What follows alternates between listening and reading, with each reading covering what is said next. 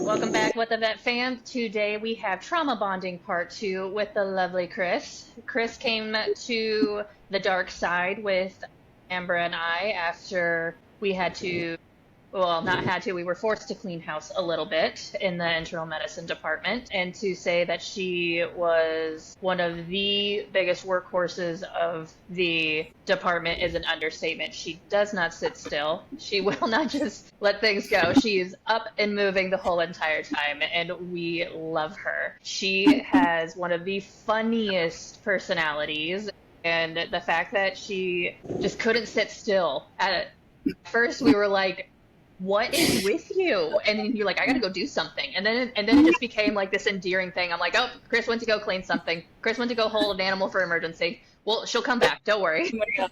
Code in the ER.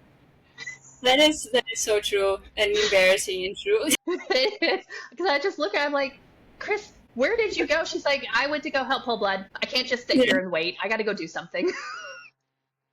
And I was like, okay, once I understood, I was like, you do you, boo. I was like, you can shut up and break down, do whatever you need to do.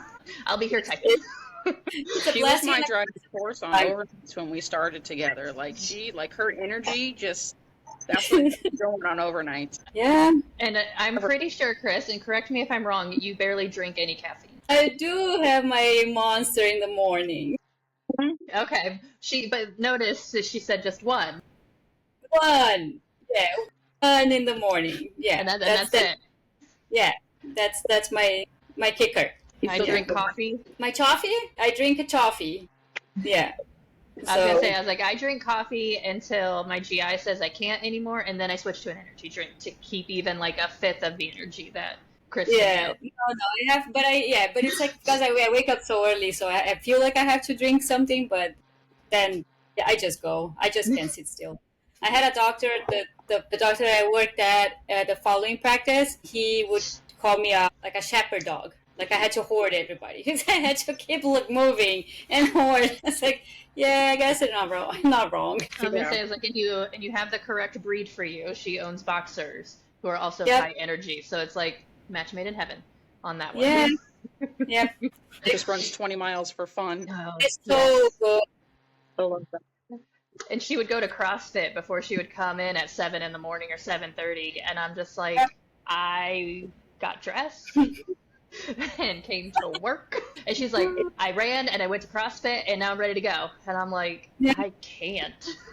Yeah, I'm still doing it. It's just, I don't know. That's how I keep. I wish guess I was like that. keeping my sanity. You inspire me, Chris. Like literally, I'm like, there would be times I'm like, if Chris can wake up early and do all of this, I can get up early and go for a walk. Take your dogs for a walk, at least.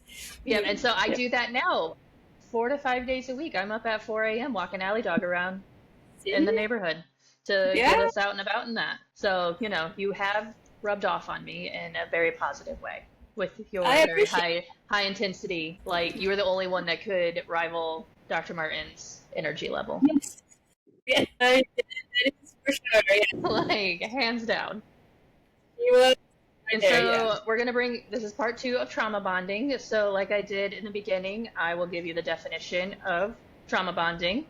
It is a psychological response where a strong emotional attachment develops between individuals due to a shared intense experiences, often involving distress, fear, or emotional upheaval.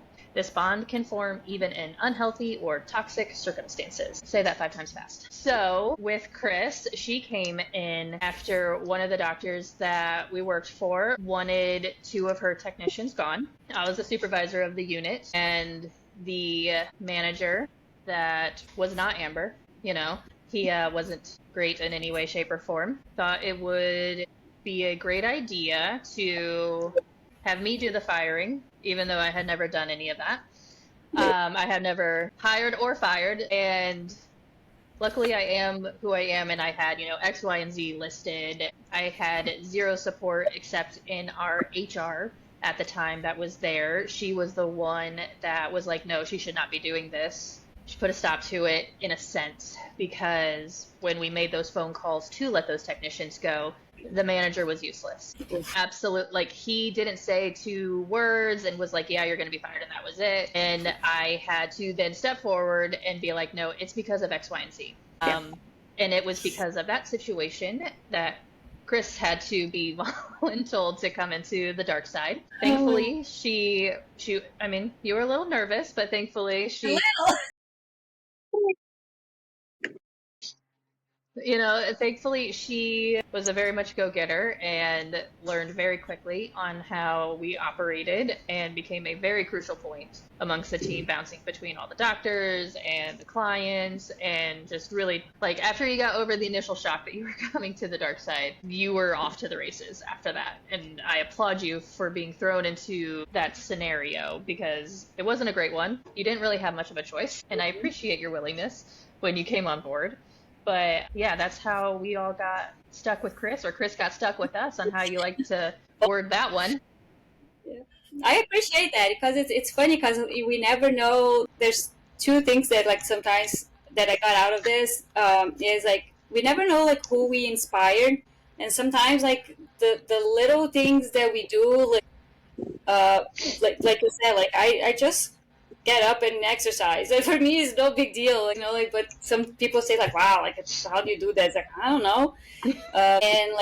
And another thing is, like, you don't, like, I never realized, like, that what I'm doing is good or bad. Like, I always feel like there's, like, I don't know, like, if I'm good enough. Like, I don't know, like, if I'm, and, like, so hearing that, it means a lot. That it's like, oh, it's not that bad.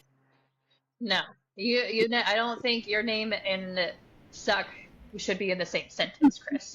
Like, that's good. I appreciate it. Not at all. You had brought up a point that when we were discussing earlier that I didn't know, because I'm not in Florida anymore, so I don't keep up with a whole lot of things, is that you're in the same building but different name. Correct. What are you doing now, and how is it different? So now, like, I am on the surgery department, because that's always where I wanted to be. Mm-hmm. Even before, remember, I was in surgery. I was supposed to be in surgery, and then I was sent to the dark side. Like, here's I am for you. I was like, so, like, I'm in the surgery department. We just started, and it was like a little interesting going into the building. It was like a bittersweet moment, because I had like great and bad memories at the same time.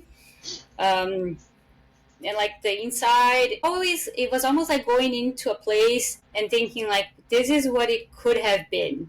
Like, that was my thought, and it is still my thought, because it was like, wow, this is what it could have been. Right. Wow. Like, I'm there with the wrong people, almost. It's like I'm in the right place with the wrong people. It's like a parallel universe that is not, it's just not matching. Right. Yeah, I bet that's crazy to walk in there every day and, like, have those memories, like, flood, or even, like, when you walked in there, did your old routine come back to you, like, oh my God, I have to check my, the messages and get back to the clients and then prep for Martin? Was that like a routine that was instilled in you when you walked through the door? It actually did, especially with the room, like with Martin's room, like where we were. Like, I'm very close to that area again. It's like the door that we used to come in and out all the time. So it kind of makes me, like, sometimes it's like, oh yeah, like, this is where I have to go. It's like, no, that's not where I have to go.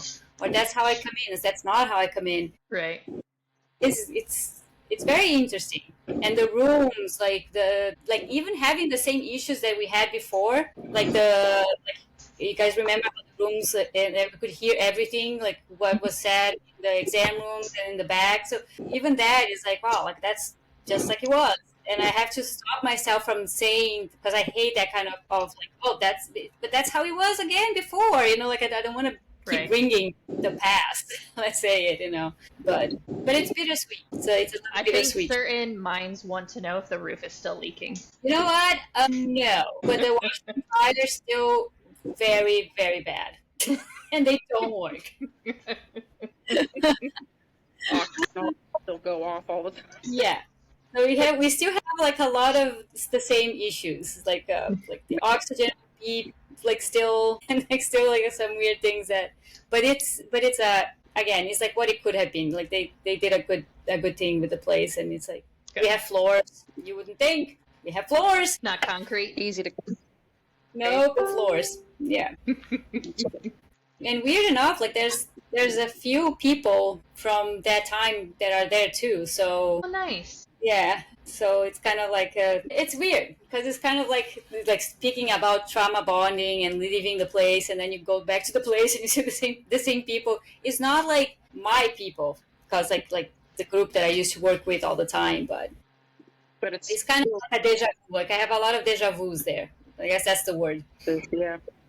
Yeah. Now, with you being at new place, same building, I guess is the correct way to say it. Are you able to, with the people that are there that you worked in the same building previously, are you guys able to like pick up where you left off? Are you able to connect with all the new people? What's that like? What's that going? It's not. I don't think it's like anything that were from the old. Like I don't think nothing came back as far as like connecting and like starting from where I left off. It's just that's where I say that it comes the point where like I don't have my people. Like I don't have like and especially because it's a known company, and like they do well. Even before that, like the other place that I was, so they already have like their things moving, like their engines are already moving. And when we were there, like, they weren't moving at all.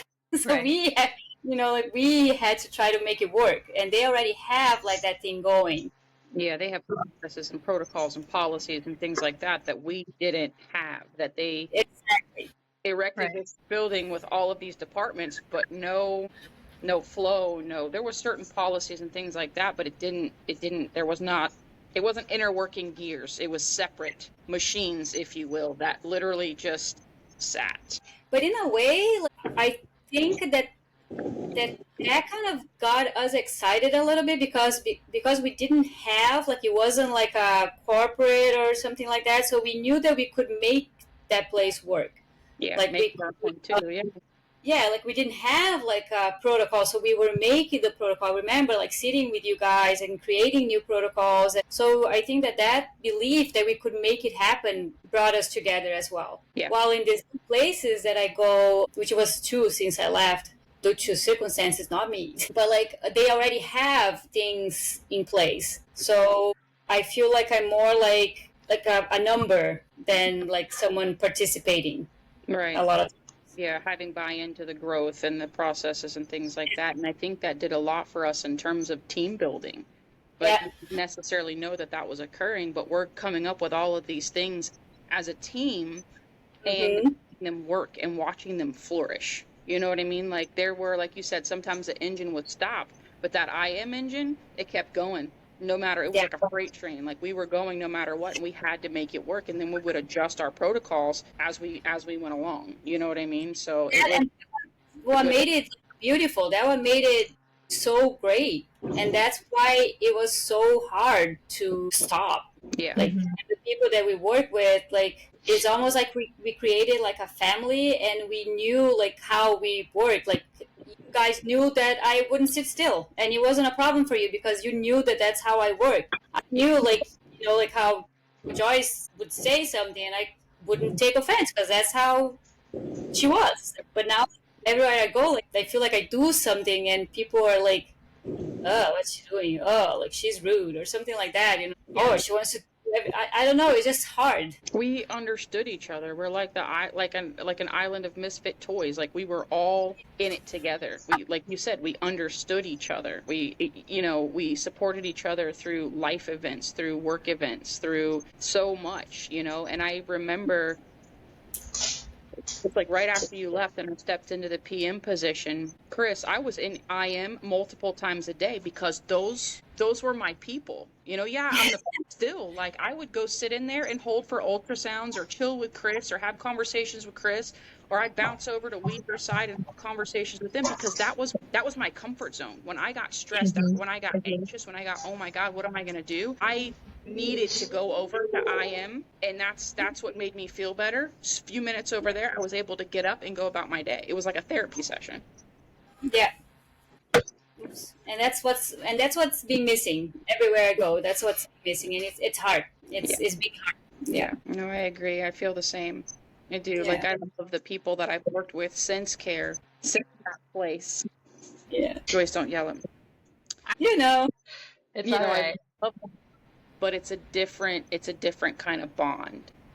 I don't know. There's times to, like, when we're all, talking in the group chat or, on the Facebook page or whatever. I literally, that one summer, we all spent so much time together. We went kayaking and hung out. And, like, that was something, again, it was like therapy that, like, I craved that to spend time with you guys because nobody else understands me. Yeah. It's so weird how like that happened. It's so, and even people that I don't talk, like I don't talk to Joyce, we don't talk anymore, but I have so much respect for you, and like, and I know that like if I need to, I can call you and be like, hey Joyce, like like I know we don't talk every day, but I know you're there. The same goes for a lot of the girls that I don't have like connection anymore because I'm me, like I'm quiet, like I stay I was quiet. gonna say, it didn't help that I moved to a completely different state. Yeah, but So, still, like, know that yeah, that if I need anything, like I know, like, hey Joyce, how do I do this? 100%. Or, hey, so 110% on that one. yeah, So pretty much Yeah. what you're saying is you don't have the trust that you had in our group where you're at, so to speak. Yeah. The trust in both your coworkers and just to be you. yeah, and it's like Amber said, like everybody's great, like they're great people, like it's not like, oh my god, they're bad. Not that. Of course, like this is like I just started on this one, but the previous one, and I joke because like the previous one, like I was working with an ophthalmologist. I worked with them for a long time, and he left also. Like he moved to another state, and I was like, what's with me and the doctor's leaving? He's like, is this a curse? But also there, like I had a good group, like I had good people working like with me, but it was not a bond. I could not say like friends. I had coworkers. I had good coworkers, but I couldn't make the same bond. I was gonna say the same connection. The same connection, yeah. Now, do you think that was because of everything we went through, or just because we're really, like, as Amber said, misfit toys that just connects really well with each other? It can be a little bit of both. I think like the things that we went through and kind of like being misfit toys and not knowing where we belong, kind of like I was like I think I was the perfect example of like not knowing where I belong when I started there, because poor like you got the ping-ponged around. You got ping-ponged around for a little bit. Yeah, it's like, Chris, what do you want to do? Like, where do you want to be? I was like, I don't know. No, so like it was just, but it was a good understanding of like, all right, let's see what we can do, or like like we believe like you can do, like it was like almost like a fitting pieces in a puzzle, like little puzzle pieces going together. Yeah, like and instead of being just one more like number. Yeah. You had a purpose there. Like we all had our responsibilities, Joyce was leading the pack. You were over our anesthetic procedures and our anesthetic equipment, making sure everything was good to go. I just kind of wandered around and ate snacks sometimes and drank my drinks. And don't forget the comedic relief. Yeah. The peopling, get difficult times. Yeah, I'll deal with them. We had to keep the dog back, and that was like a chore on its own. Yeah, and everybody we were all a moving part of that team. Like everybody knew, like we had, the biggest thing for me in a workplace is a purpose. Yeah. Like, not just being another number, you know? So that was important to me as well. I never really thought till now. Yeah. And I think the only time, Chris, I ever saw you get really frustrated and angry, because you always kept such a positive attitude, where I am the complete opposite. I'm like, was when the manager would try to pull one of us. And for the people that obviously don't know the place that we're talking about, our unit was the unit that kept the building afloat. We were the ones that were constantly busy. We were the ones fitting patients in. We were there late at night, where the emergency department were thankful if they saw 5 cases in a day sometimes. Like it was just dead on other sides, but not the internal medicine side. I mean, from the minute we walked into the building to the minute we clocked out, we did not stop. And the only time I would see Chris get mad is when that manager would come over and I would go toe to toe with him, because he would be like, you need to take one of your team and put him in the emergency department. They're short staffed. And I'm like, the fuck that's going to happen. And I could see Chris just back there. She's like, no. And like, that never happened. None of our teams would get pulled over because I wouldn't allow it. but that was the only time I ever saw you get really mad. Did I get mad because they pulled me away? No, because they would try. They're like, oh, well, can I take so and so and put them into the emergency department because they're short staffed today? And I'm like, cool. How many cases came in? And they're like, well, we don't have any cases. I'm like, cool. Let me know when that happens because they're not happening right now. That they did have come in, those 5 that they may have seen ended up on our board for a transfer. Yes. But take Yeah. Mm-hmm. No. Yeah. It's so funny and sad that you say that because, you know, like it kind of happened the same not too long ago where I am right now, that they, like nobody was busy anywhere, which happens. Mm-hmm. And they tried to take me out of my bubble. and I was so upset. And it's kind of ridiculous that I do that, but it's like, don't take me out of my bubble. No, that was the only time I got you because like you just heard him mention it and you were like, no, and I was like, exactly, no. Like, and I wouldn't ever say that it was like you didn't want to go over there, like it was, oh my God, I don't want to work ER. No, because like when you hit the ground in the morning, Chris, you always had a plan. You always had a plan for what you were going to do despite whatever else, how long it took the rest of us to finish our breakfast and our energy drinks and get our asses in gear. But you always had a plan. And when you put that plan in your head and you start going through your steps to get your goals and things like that accomplished throughout the day, and somebody comes in and derails you, it's like, for what? It's hard for me. Mm-hmm. Yeah, and that's the part. Like if you tell me, like they're dying on ER, do you need your that help? was different. You were already over there helping in between. Yeah. Like that was never the problem. It was just they just wanted you to sit there. And I'm like, no, like we have full caseloads with 2 doctors, with 2 techs on each side, with either myself or Amber bebopping between the 2 to help out. Absolutely not. I was like, and then you have to sit in procedures. I need you again. I was just like, absolutely not. Fucking dumbass. Like, can you see me sitting in the ER like waiting for a case to show up? No, you would be doing God, there would be times where I'd be like, "Where's Chris?" And you came back, be like, "Oh, I started load laundry." I'm like, "Okay." I'm like, "Okay." Like, I hope you. that's where she went. The one thing we didn't talk about much last time that I think, especially with the episode that's going to come out before this one, is how to deal with the aftermath with it. I am on year 3 of dealing with, like, this is like, the first year was like, holy shit, what did I just go through? The second year was dealing with it. And then the third year is just kind of like breathing through it. Like, you know what I mean? And like, I didn't realize how many triggers I had, except after I left that building. I would like, now it's funny where like my boss would be like, Joyce, can you come to the office? And everybody died because it actually happened this week where I was like, guys, it's officially happening. I'm getting fired. And like off I marched over. But like before, I'd be like, oh shit, I'm getting sent to the principal's office. I'm going to get yelled at about something again.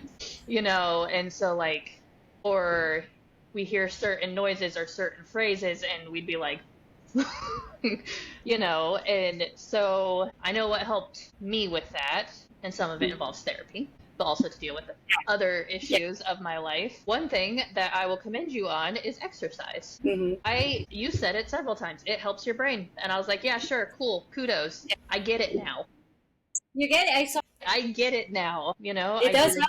You know, before, you know, it was just horses and that did fine, but now I incorporated the gym because there would be times where I would still be angry around my horse and like, you know, he would feel that and things would go bad and like I couldn't separate. I couldn't separate my emotions to clear it to then take care of him. He would just think I'm angry at him. And that's not fair. And so I'm like, I have to figure out something else. And again, you popped in my head and I'm like, fuck it, let's go join a gym. Yep.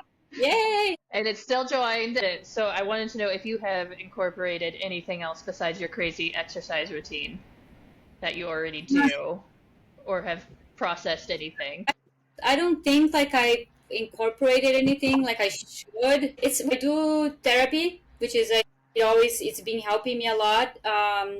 And it's more because of that not knowing where I belong kind of feeling. And I think that has a lot to do with what we've been through, like, because since forever, that was like, I guess that was the first big step that I did, changing a hospital, because I used to work at another corporate for years and years. And even when I went there, I stayed there part-time. Yeah. So that was the first place that I cut the cord and like went full time to a different location. So like hoping that that would be like home, you know, because that's what and I still looking for like a place where I can be like, all right, this is where I belong. And Yeah. all of us are like, we all want like to find like that place where like, you know, like, all right, this is my career. I'm not, we know that we're not here for the money, but we want to be in a place that that we feel good, that we can support ourselves, and that's not happening. And so like that feeling of like not belonging is what I'm trying to work with my therapist, and and like that feeling of like not being like good enough, because And that's an awful feeling to not feel yeah, like you belong. Like that's there. yeah,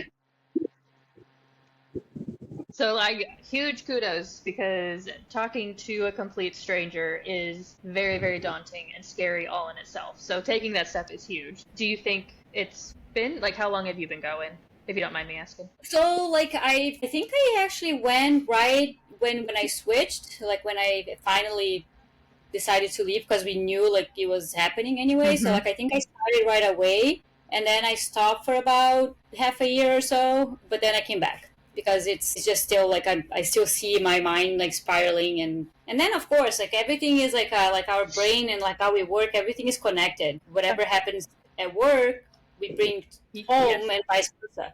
So it's not connected. So Yeah. Those three like, a aspects. lot of times I think I'm mad at him, and I'm not. It's crazy about how much weight your job or your career carries, and how Yes. it affects those three aspects of your life. So your work life, your home life, your social life. Like you said, it's all connected, but it's that work weight that weighs, that pulls you down in those other aspects of your life if it's not going appropriately. If you're not feeling like you belong or you have a purpose, it sucks the life out of you, and you have nothing left to give to any other of those aspects of your life. Yeah, it's hard. I don't know. Like now something came up to me like about us being in the place where we trusted each other, like completely out of the blue.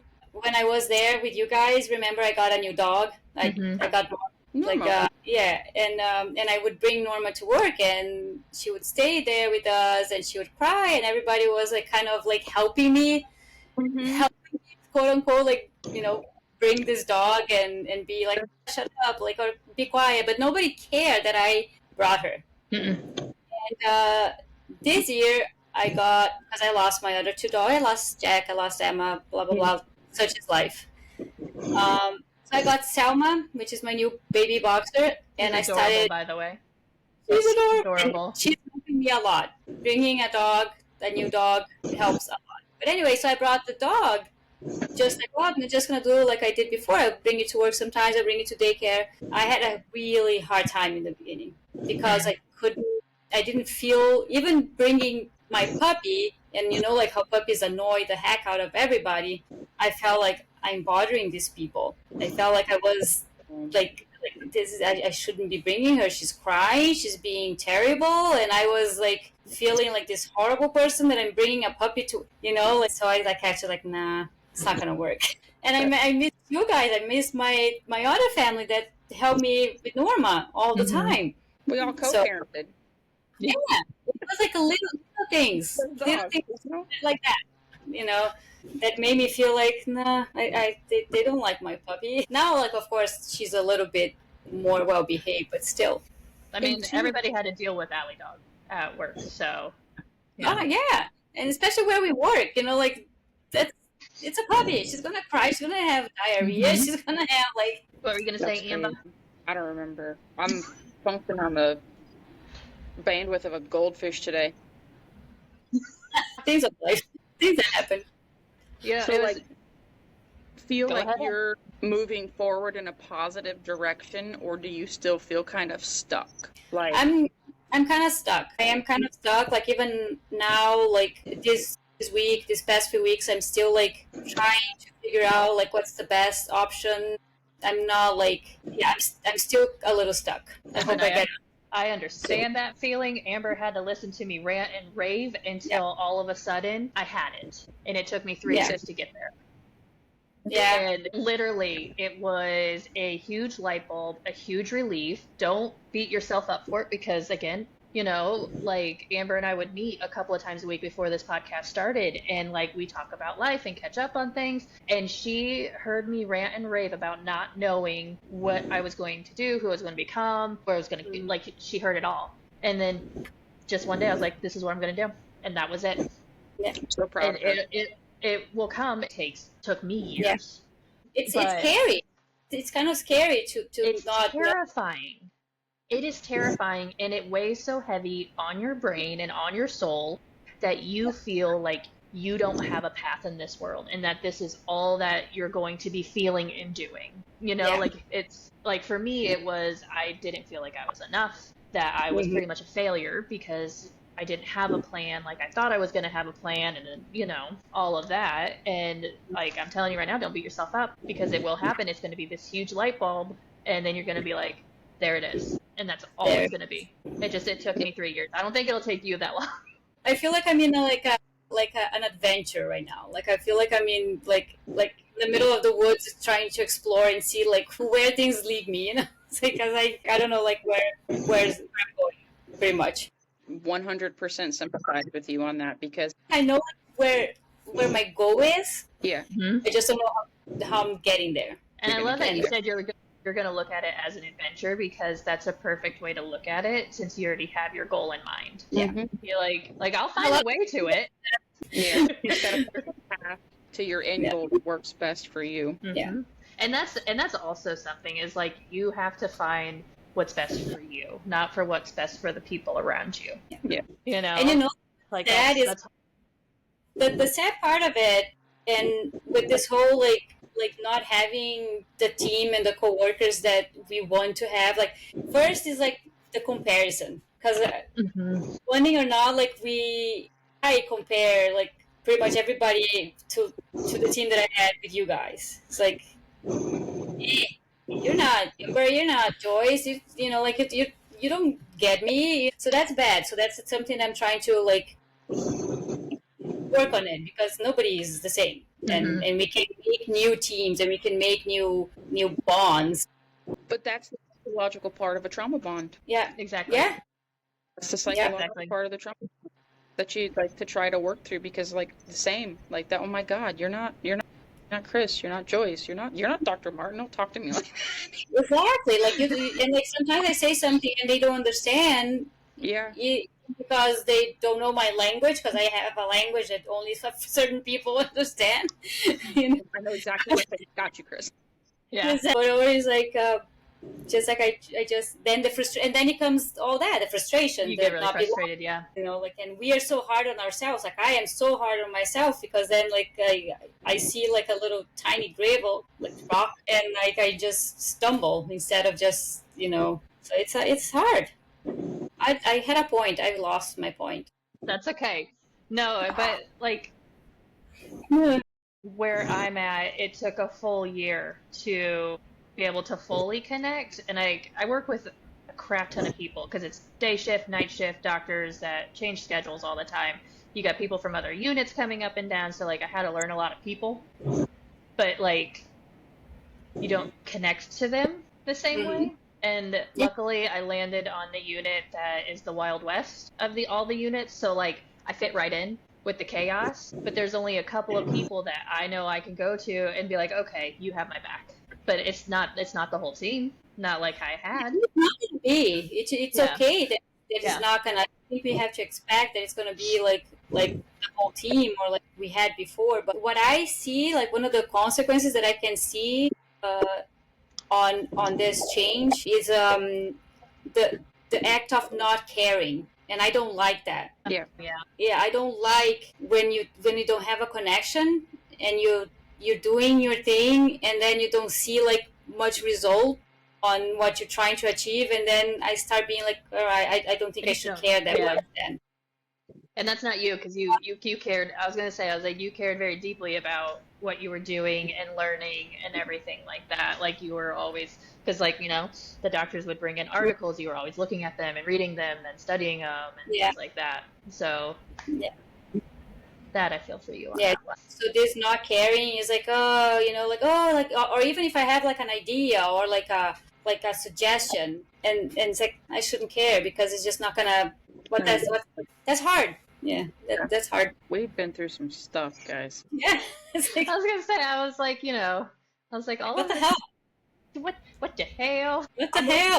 I might be quiet, but I'm reminiscing about things, and like when you were talking about what do you do to cope and things like that, and I remember, right before I put in my notice, so you had already been gone, but I know Chris was there.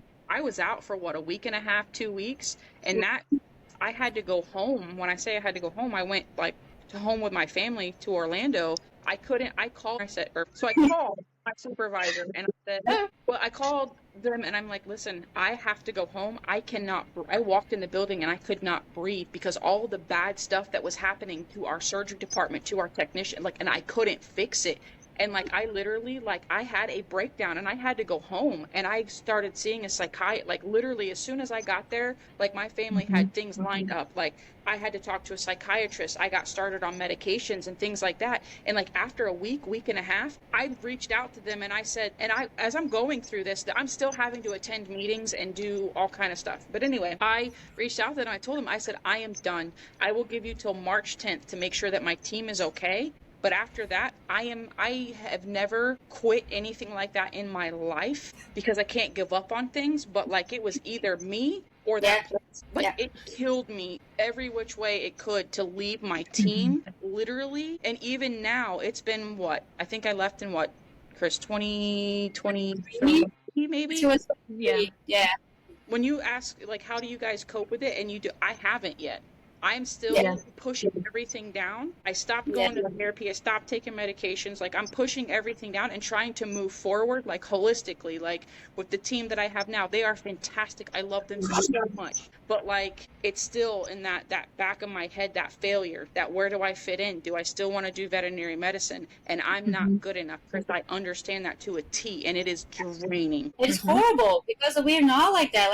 And deep down, deep down we know our worth. I believe otherwise we wouldn't be doing what we do.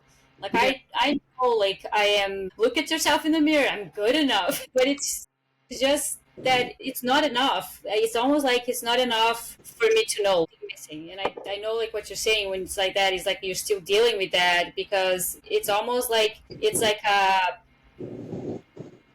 bad memory of you had deal with, and then what if it happens again, kind of. I won't allow it to happen again, right? But then you know what I mean, your not care, that's where your care button comes in. That I don't know, but it's good because you have to be selfish sometimes in situations like that. It took my sister-in-law, I called my sister-in-law. I was driving home from work and something tragic had happened to a patient. Was that patient probably already going to die? Yes. Did we seal that patient's fate? And I say we as in the building, everything that happened.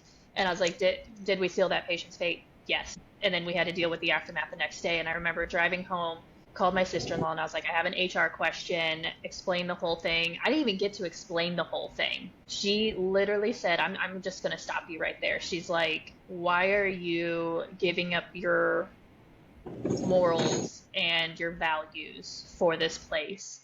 And it took that sentence to make me sob hysterically in the car. I just broke down, started sobbing hysterically. And she panicked because she's never experienced me in that state.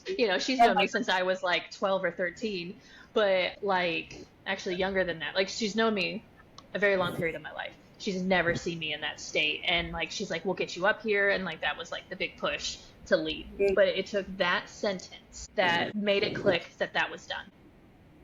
And then I had a very big conversation with Martin, and then after that conversation, it was with Amber and Libby, and then I made a plan. But it took somebody else to literally be like, why are you doing this? Wow. Because I didn't want to leave, I wanted it to fix it somehow, but it was that sentence. Why are you giving up your values and your morals? And it's funny because on these situations, when I was informed that you were leaving, I wasn't surprised. I was like, I understand.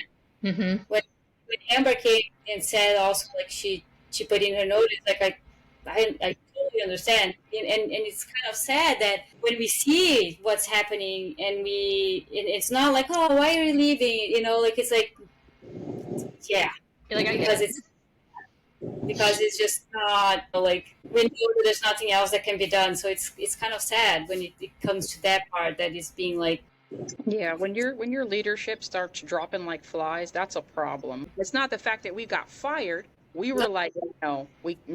The deviation in our ethical and moral compasses that was required to function on a daily basis was not okay. I'm not gonna lie, I'm still proud of being the only person that the owner couldn't call to do that exit interview. And I was the only one that she didn't try to make stay. nice. That's bad. I do take pride in that one because I was like, absolutely not. Yeah. I was like, try and talk to me.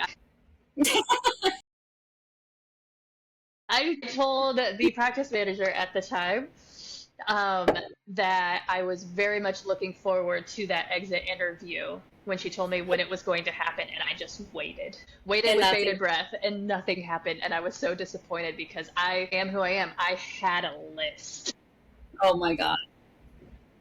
I was ready. Yeah.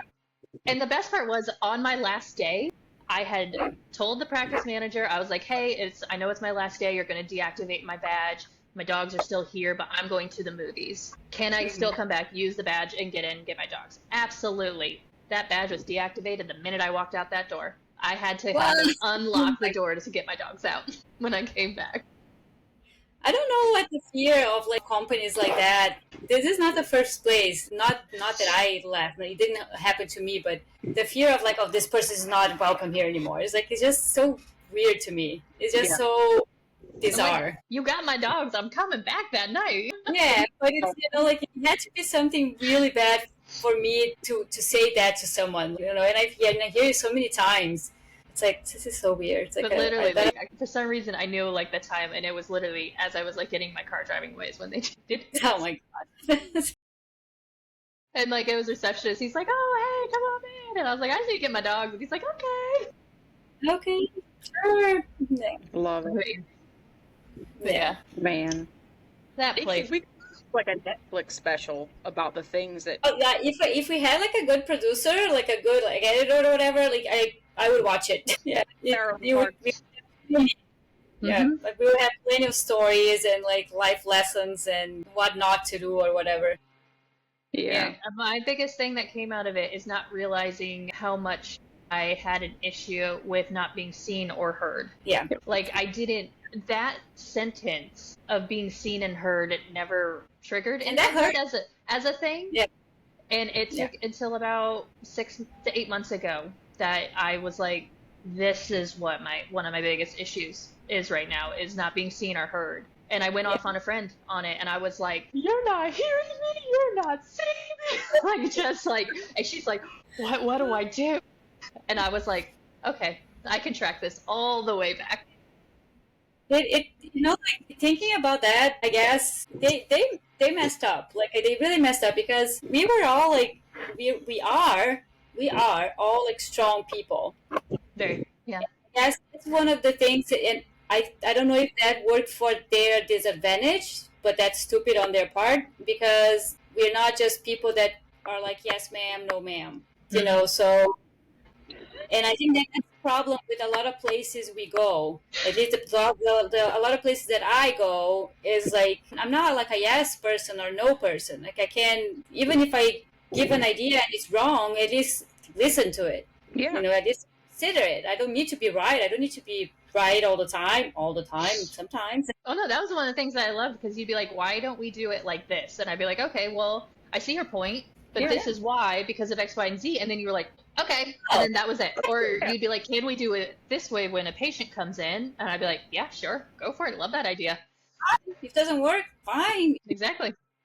And that's a problem that I see a lot happening now that people don't have this. They just want people that say yes, no, this is how it is. They want robots. They Yeah. don't want that person that has a brain that can think for themselves. Yeah. Because I mean, there were numerous days that you'd end up in my office and be like, I want to try this. Yeah. Write the workflow. If it doesn't work, we can tweak it. Do it. Yeah. You know, you have to have staff that you can support to take the ball and run with it, because you don't have time to micromanage everything. And they're the ones that are in the trenches all day, every day. And they have to be able to use their brains to be able to problem solve and work out a problem. Yes. Like, let them do it. Don't shut them down and not even give them an opportunity to speak. Yeah. It's horrible. Yeah, and I guess that's one of the things that maybe they weren't ready for it. Maybe that's what they I don't know.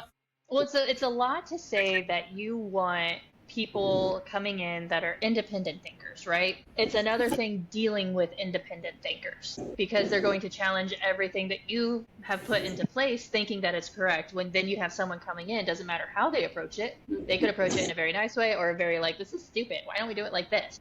Yeah. You know, like, it's another thing where then they get the ego, right? Well, my way is the right way and that's it. I see that a lot in like corporate settings. Yes. Because yes. it's across the board, but if someone else comes in with a new idea, unless it comes from high up people saying it's a great idea, but from a little peon that just walked into a building that just started, they don't get You don't even listen. seen or heard. Yep, that's my biggest problem. Yeah. And then it becomes boring. Then Yeah. for me, it just becomes You become it the doesn't- machine. yeah, and it doesn't become. Then like I'll just pack bags at Publix, you know. Amber, your face, you're like, no. Yeah, Walmart's where it's at. yeah. Oh, I isn't working at Walmart. I probably wouldn't like the way I packed because I wanted to do something different. Cause another myriad of issues for Chris. Yeah, I'm packing too fast. I'm packing all the lanes. Oh my god, I could just see you zooming. Zoom, zoom, zoom. And you'd be like, oh, Yeah. next. Nope, these are not all blue on this line. Yes, you know, that's All right, but Chris, thank you so much for coming on and talking about part 2 of trauma bonding. As always, guys, you know what to do. Like, share, comment, do all the things. And until next time. yep.